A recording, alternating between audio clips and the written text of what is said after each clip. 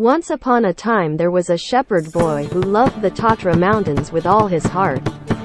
He knew almost every corner, because he often wandered the mountain meadows with his flock of sheep. One day, an aged farmer, living in the neighborhood, came to visit his family home. He made himself comfortable by the fire, puffed his pipe a few times, and began to tell stories he had heard himself in his youth.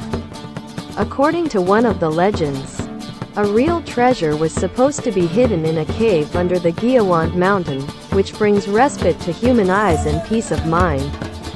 The shepherdess was extremely interested in this story, so he decided to check for himself whether there was actually this treasure in the cave. The next day he went with his flock to the vicinity of Giawant, and then climbed up and started looking for the right cave. After a while he got tired of searching, so he sat down on a stone and admired the view. At that moment he heard the neighing of horses.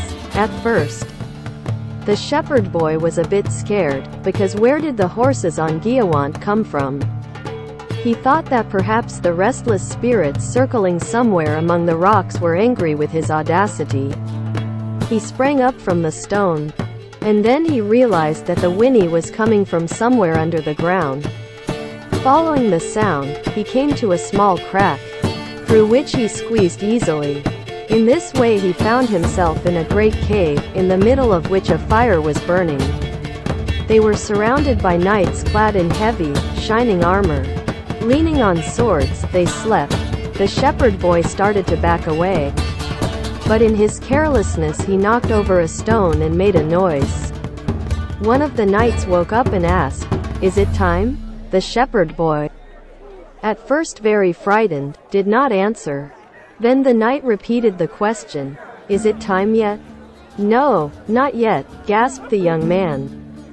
The knight leaned heavily on his sword, looked at the shepherd boy and said, "That's good, that's very good.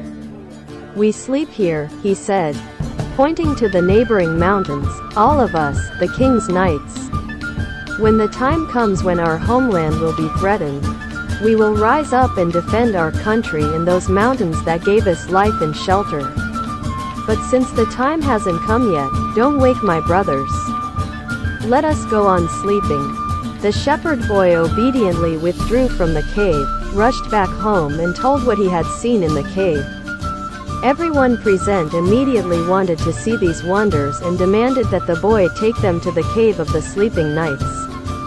But when they had almost reached the top, the shepherd boy could not find the crevice, nor could he hear the neighing of the horses. "It's not time yet," he said to the Highlanders, "it's not time to wake them up." In the evening, an old farmer came to the house, from whom the shepherd heard the story. After hearing the story, he nodded, puffed on his pipe, and said, "Yes, yes. You've found a real treasure, boy. The freedom guarded by the sleeping knights is the great